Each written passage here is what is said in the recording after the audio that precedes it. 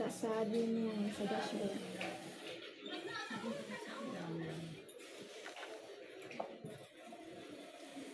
Can I check kung sige, admin pa man na sige. Nga, hindi niya mga users pwede po siya maka-add.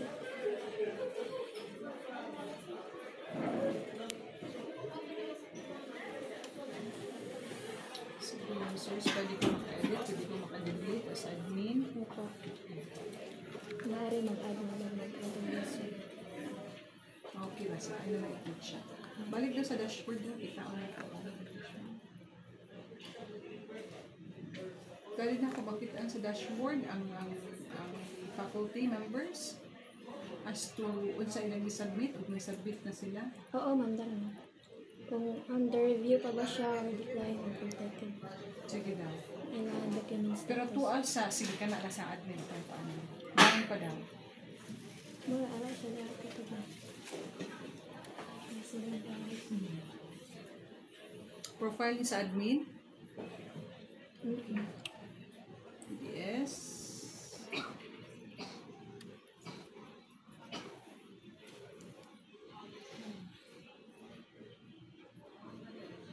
Pwede na kung ma-check o kinsa pa ang wala nag-submit og PDS. Like for example, naadiha ang list sa faculty niya, kinsa ang wala na. Mura ba og monitoring sheet ba? For example, ang atong monitoring sheet, maringdana siya. You have the faculty name, or faculty name. Yan na sa ibang requirements ngayon i-submit. Yan mo na siya gindana. Faculty name lang. Now, for example, you have PDS, na dahay kuan nga okay na, submitted na dahay syllabus, okay na nga submitted na, napadinay, ano ba? Murag indana siya nga monitoring ha. Kinahanglan na nako kay. For example, dili ta sa admin, ato ta sa dean, or sa chairperson, i-check na ko si Mr. Calderon wala pa din mag-submit ang particular na kuan. If ever ganit, i-check na nako diha, or i-click na nako si faculty, ang magawas niya, ang katong tanan niya nga submission, tanan niya nga info naka academic requirements. So, sa mga academic requirements, syllabus.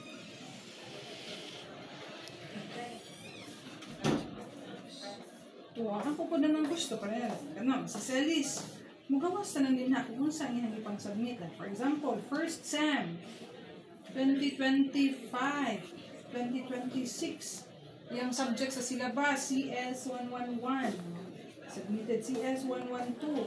So, kanang ulit, pag-click na ko, mag-view na ko yung mga syllabus. Mo kasi na ang gamit na to, ang query na to. Kasi na ang iyong database, ang ato lang is pag-cluster, kung saan na to pag-query, pag-cluster ko doon, kung saan na to pag-display, nga makita ang yun nga, uy, nalagita yung monitoring sa ating system. Kaya mga manay critical karon ang monitoring, ang query, aside na si teacher ang mag-upload sa mga requirements, kita nga naa sa admin, or kita nga naa sa din sa office or chairperson, you can actually query by faculty name, you can actually query by requirements kung kinsa ang wala na-submit. So, muna itong very essential karon nga naatay monitoring sheet as to kinsa nga faculty, si Sabinay ba, nag-submit ka ba ng PDS? Uy, Sabinay, wala pa ka nag-submit sa imong mga syllabus. Sabinay, wala pa ka nag-submit o PDS. Sabinay, wala pa ka nag-submit sa imong SALM. Sabinay, wala pa ka nag-submit sa imong indami. Kay mo na itong purpose, di ba? Kay mo na ang faculty na ito nga management system. Yeah. The faculty can upload whatever requirements needed from them. And as admin, as dean, as chairperson, we can monitor as to are they really submitting these documents? What date? Late na ba? Ang inabang documents nga gisabit, ma-view ba nato? Ma-download ba nato? Ma-edit ba nato? Maka-provide ba tag comment? Kaya dili naman ta, wala naman tay, oy, kuan, ma'am, Sir Casas, pinahanglan nimo, pwede na kong makabutangan na online. Kaya nakaroon na ito ang target. Kaya na naman ta, online naman itong submission. Nakuha ang akong buti pasabot, done na siya. So muna, it is very essential, yun. Deadline na natin morning.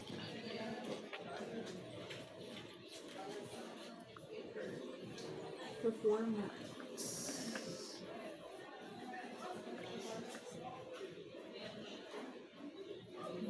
Kana kasi, okay na ni, yes, these are the requirements, di ba? Mo na i-upload sa faculty. Ang akong pang point is, if I am, so daw ta sa din na ako.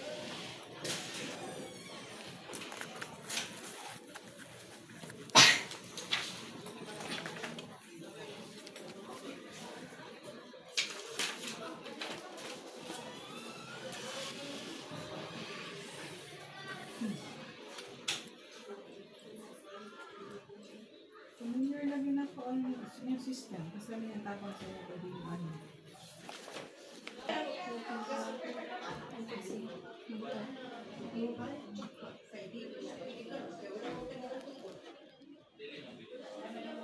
Hindi lang ka maka-filter sa filter ka. Ang going. Patanawad ako sa yung table daw.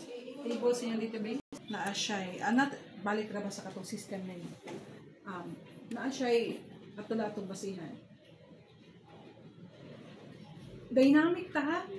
Dynamic in a way nga pwede si dean or social person mag-set of unsa nga mga requirements.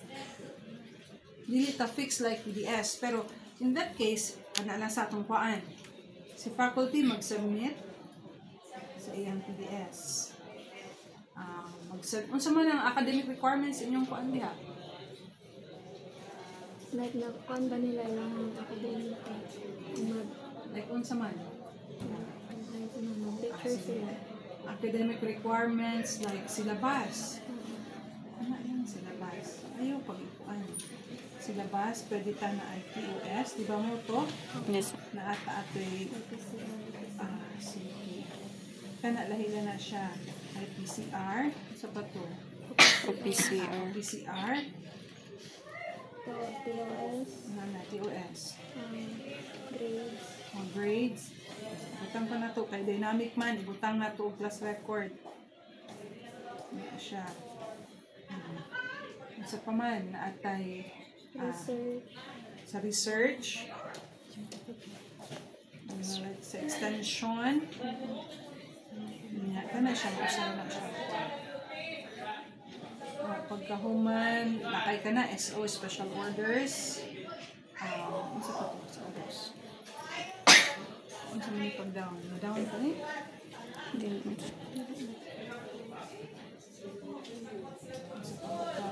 Basta dynamic ha, meaning makaset si dean o si chairperson ng side mga submission. Siya. Kana imong research, kana usa ka table, tanan imo research outputs na angat to. Mao kasi na akong gibiling, nalitan. Ako ang dean. I'll be looking into, gusto ko mga to sa research. So, may ako para niha out. Lagi to. May search or query by research output, query by extension output, maka-query ko by name, query by name, by faculty name,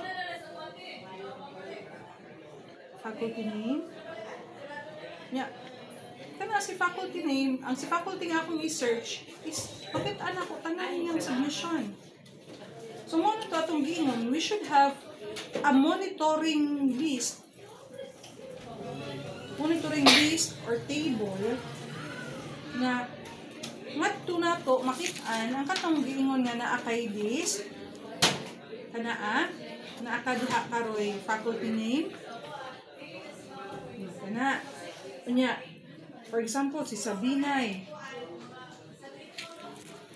na ako'y monitoring ba na ako'y PDS so karon si PDS na submitted nga na click to view. For example, you have the button there nga click to view. Okay na submitted. Usa nga date. Tapos na ako dihay syllabus. Para makita na ko nga kung green na siya, abot pasabot nag-submit ni sa faculty. Or pag red na siya ang color diha, abot pasabot wala pa siya nag-submit and I have to notify, pwede kong naada sa end notify faculty nga main ko, uy, pag-click na ko, mo redirect siya sa messaging nga, Miss Kuan Sabinay, kindly submit your syllabus. So once, after notification, if the faculty uploaded na sa iyang syllabus, kana siya, iyang status nga na, green na ba na or unsa nga but pasabot nag-submit siya on what particular date. So list of faculty na siya diha tanan. And another is I can query also in this case sa syllabus by course ba kaha. Oy, kini nga course nagsubmit na ba na kinsa may teacher ana? Nagsubmit na ba na siya syllabus? Nagsubmit na ba siya TOS? Nasabitan na ba na grade? Maka-query po by research or by category type. Like research, mugawas tanan mga researches. Ang ako lang is i-plaster ninyo ang inyong database. Okay, once ma-plaster na inyong database, bisan pag unsaon nagbaliktad ang inyong query, naagi na siya sa database. Ang buhaton na lang ninyo is maghimo tangan ha og form nga makuan dito, maka-print ba ko sa tanan researches sa faculty? Maka-print ba ko sa syllabus kay pangayoon na siya? Maka-print ba ko sa TOS kay purely kung hindi na wala lang. O na, may download. Oo. Ma-view ba na ako before ko maka-print? Kaya necessary man na siya. Nagin na din na ang mag-update, ang mag-edit, ang mag-view, ang mag-download. Kaya na siya. Or download or save.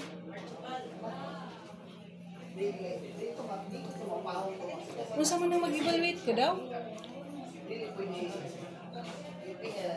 Kung saan mo na-evaluate? Mag-con cover marks. Kung saan mo na ako mag-remarks? Na di mo ako maka-view. Ma-download man ako lang yun. View na. Pagkong ito na ang view sa ito na ang download after viewing. So kana, kamo may mag-set sa inyong requirements. Kamo may magbuot ulit sa inyong butang diha.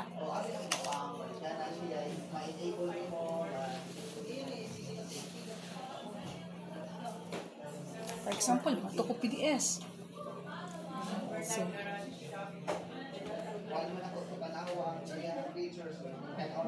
nga. Ma-search ko for example kang Celis. Wala naman na, ma-search naman na. For sure na, sa Celis. May view, very good. Ma-view na ko. Uy, anong teenage pregnancy man eh, Celis. Di na ka maka-download. Ano naman tayo? Ana.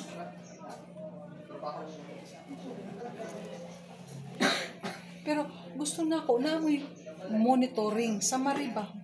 Kaya para din ako magsiga, usa-usa din ha. Di ba? Nakuha ninyo akong pasabot. Kaya na murag naka-excel na din ha. Pag-type na ko kang Celis, uy, naana diri ang PDS ni Celis nga rin. Ako na lang siyang i-scroll nga rin pa doon sa right. Uy, naana din ang syllabus. Ako i-view daw ng syllabus ni Celis. Di ba?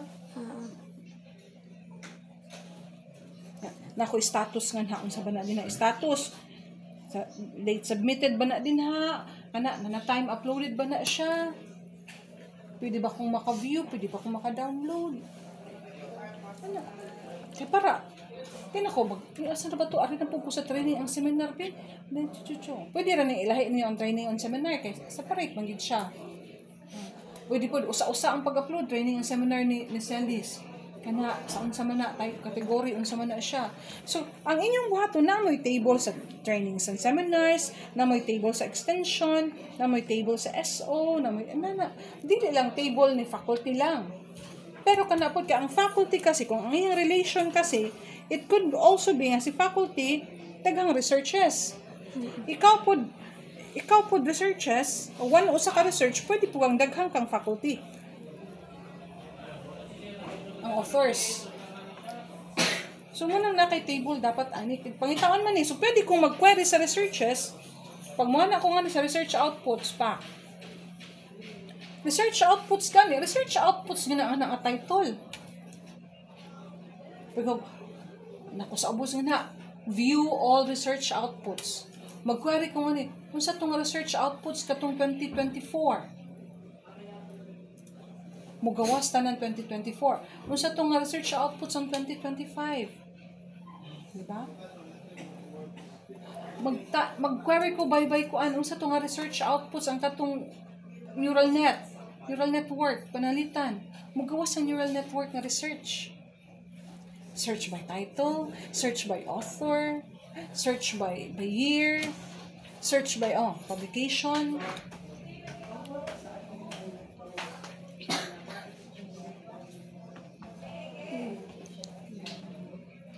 iklaro gyud nato ang inyong database. Require gyud na yan. Ayaw mo pagdawat og mora na require kay kamo ang mag-set sa requirements. Tentative ba yan nato 3rd week sa November ang final defense? Kaya ba? Kaya nun.